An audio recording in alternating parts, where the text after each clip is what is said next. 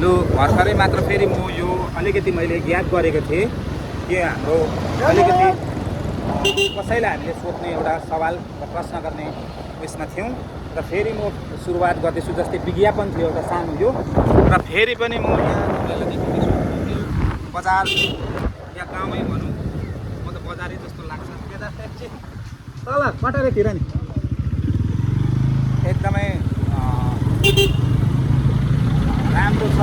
यहाँदेखि मलाई सबै साथी लाग्छ यहाँदेखि हाम्रो सायद मधेस सुरु भएको जस्तो लाग्छ प्लेन साइड है एरियाको भ्यू देखाइदिनुहोस् तपाईँले। भ्यू एकदमै राम्रो छ, भ्यू हेर्नुहोस् एकदमै बढिया होइन। हाम्रो ड्राइभरलाई पनि यहाँ अलिकति चालकलाई पनि म यो सूचना दिन चाहन्छु कि एकदमै राम्रोसँगले सिस्टमेटिकली गाडी कुदाइदिनु र यी देख्नुहोस् यो जङ्गलमा एकदमै यहाँ हाम्रो सबै साथीले जानकारी दिएको अनुसार यहाँ एकदमै हात्तीहरू आउने जाने गर्छ र एकदमै होसियारले हिँड्नुपर्छ भन्ने उहाँले हामीलाई बिचबिचमा भन्दै हुनुहुन्छ। र यो एउटा हामी साउनको महिना हो, साउनको महिनामा हामी घुम्न निक्लेका हौँ र अब भदौ सुरुवात हुन लाग्यो र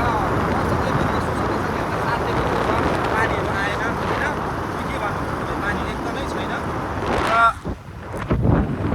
एकदमै यहाँ सबैलाई हामी भ्यू देखाउँदै हिँड्छौँ। यो च्यानल एउटा हामीले किन बनाएको भन्दा कतिवटा यहाँ हाम्रो एकजना फौजी भाइ हुन्छ, उहाँले पनि यो गएर उहाँको देखोस् हेरोस् र उहाँको साथीहरूलाई पनि देखाओस् भनेर हामीले यो यसो यो रिमेम्बरेन्समा एउटा सम्झनामा बनाएको हो।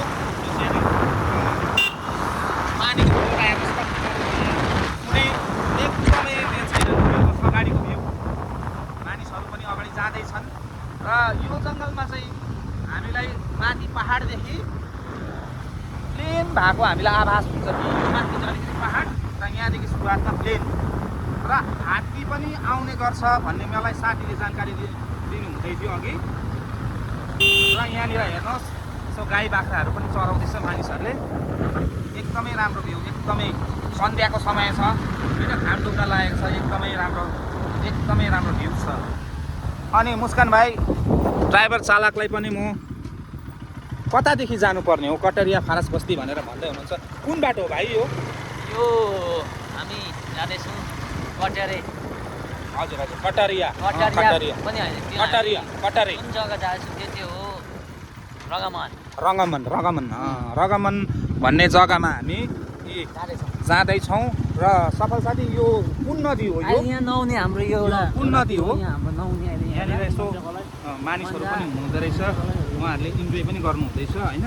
यहाँ नहुनु पर्ने हामी यहाँ अलिकति हामीले यसो बाटो एकदमै भाइलाई हामी एकदमै यहाँ हामी झर्छ पनि होला सायद तपाईँले यसरी के भन्छ हौ झर्ने ल यसो हामी च्यानल बनाउँदै लु पानीको यस्तो छ,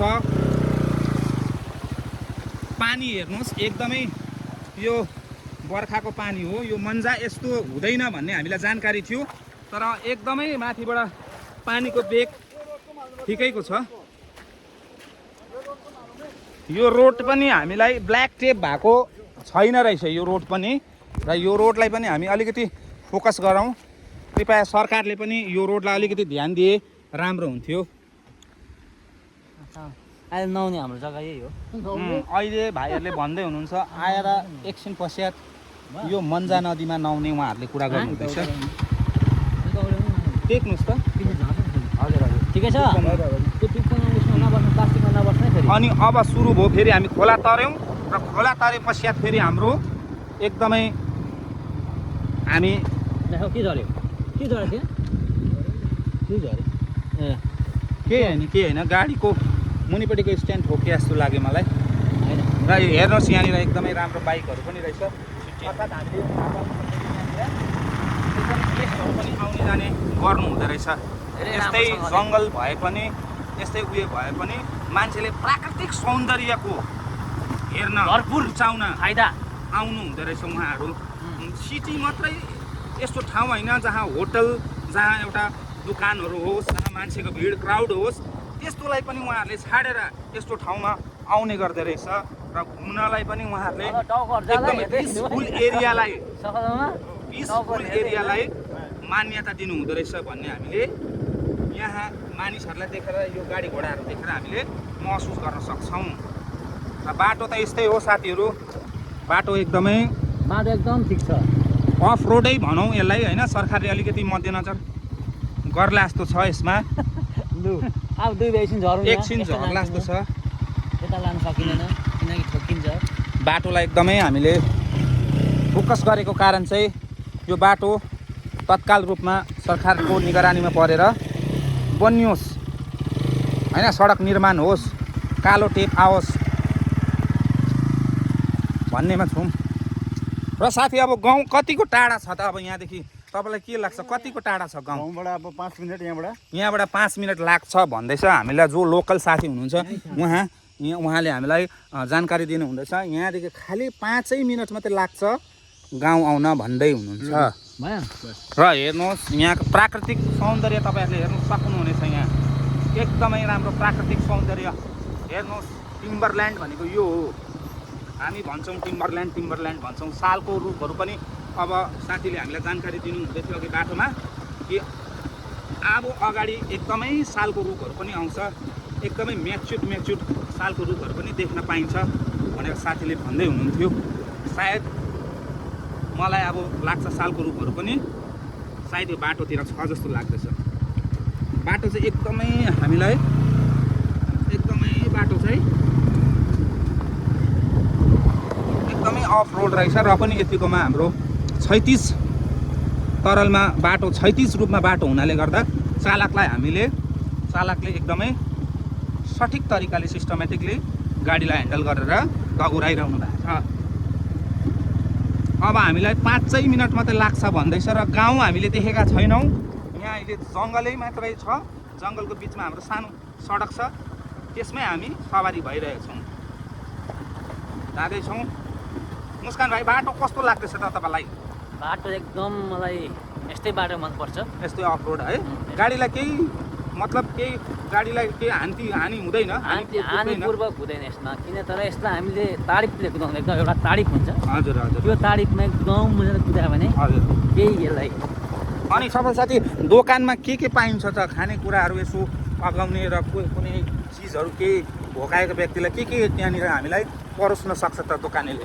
अब तपाईँको मोमो, हजुर अरू धेरै कुरोहरू है पनि उहाँले दिनु सक्नुहुन्छ, उहाँले जानकारी दिनु। र यहाँ मसिनो भाइ बहिनीहरू फुटबल खेल्दै रहेछ। ठुलो ग्राउन्ड रहेछ यहाँनिर, एकदमै रमाइलो ग्राउन्ड रहेछ। एकदमै बाटै साइडमा होइन प्याटेजमा रहेछ। एकदमै मसिनो केटाकेटीहरू यहाँ प्र्याक्टिस गरिरहेको छ। र अगाडि हामी सानो भाइहरू पनि स्कुटीमा अगाडि जाँदैछ। लगभग अब जहाँसम्म लाग्छ मलाई गाउँ सुरु भएको रहेछ। मासतिर गाउँहरू पनि देखियो, सानोतिनो घरहरू पनि हामीले देख्यौँ। र दोकान आउन अब खालि कमै मात्र छ जस्तो लाग्दैछ मलाई। दोकान पुग्ने बेला भयो जस्तो लाग्दैछ। र बाटो एकदमै यस्तै छ, उफार्ने पछार्ने खालको रहेछ। कदमा